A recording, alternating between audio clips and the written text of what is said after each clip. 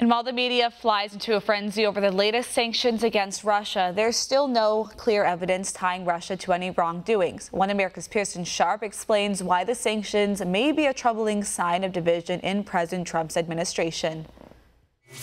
Political games and intrigues. That's all the official investigation into the alleged Russian poisoning in Britain has come to, according to Moscow.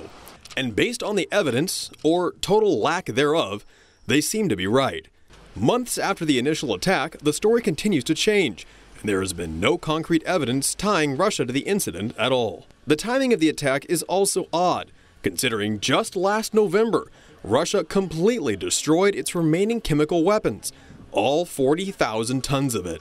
And this was overseen and verified by the United Nations and the OPCW, the Organization for the Prohibition of Chemical Weapons. In fact, Britain's own Ambassador Craig Murray attended the event in Uzbekistan as the OPCW certified that all of Russia's Novichok stockpiles were destroyed. Why then, just 4 months later, would Russia make an obvious and blundering backtrack, announcing it still had chemical weapons to the whole world by using its very own trademark Novichok? It would be a very poor Russian agent indeed to botch an assassination on an irrelevant target and then leave the evidence, Russia's signature chemical weapon, right at the scene of the crime.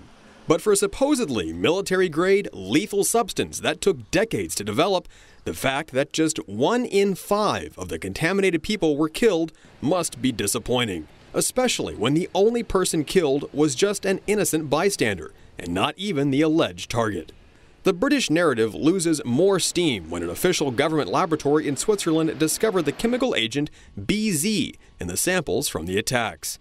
BZ is a military-grade NATO chemical agent, and it isn't used or stocked by the Russians.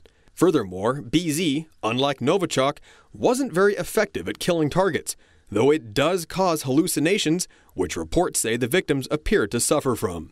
The chemical was also analyzed by scientists at Porton Down, a British lab that does work for the UK government. The lab found the poison was related to Novichok, but could not confirm where it was created or who it was used by. It's not widely reported in the media, but Novichok is not exclusively Russian and has been used by other NATO countries since the early 1990s. Britain, France, Germany, and Canada all have samples of the poison, and all have the ability to produce it. It's worth noting that both attacks happened just 10 minutes from the chemical weapons facility at Porton Down.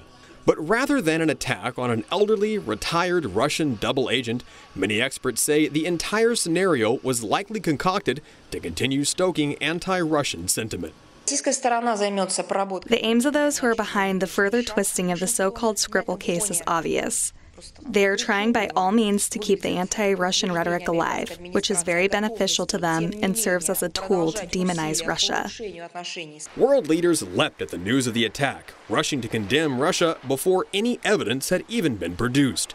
Even President Trump denounced the attack, expelled Russian diplomats, and is now passing a raft of strict sanctions on Moscow. Facts that Democrats conveniently forget when claiming ties between Putin and Trump. Political analysts say this is simply part of a sanctions war against Moscow over internal U.S. politics and has nothing to do with the alleged chemical attack. That argument is more compelling as the UK still hasn't offered any real evidence in the Skripal case. President Trump is under tremendous pressure from both Democrats and his own party to prove he wasn't colluding with Russia, and after meeting with Putin, he's working hard to keep all parties happy. Former Pentagon official Michael Maloof explains the deep state is using these unproven allegations to tie Trump's hands and damage his image, forcing him to act against Russia. It's hypocritical as well when you consider the United States still hasn't destroyed its own chemical weapon stocks, despite agreeing to under international treaties.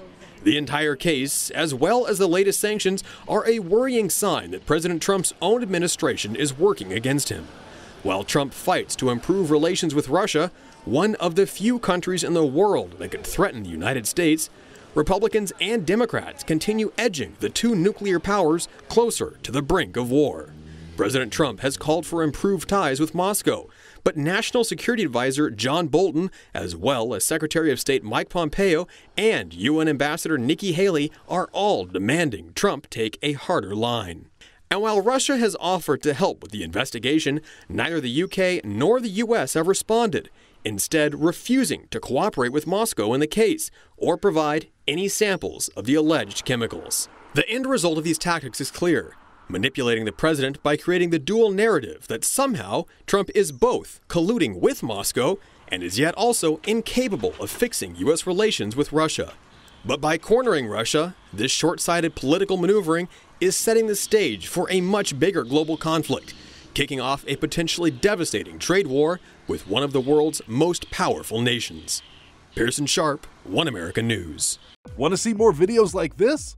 Click on the link below and subscribe to One America News on YouTube, and call your cable provider and kindly demand that One America News is added to your lineup. Call and subscribe today.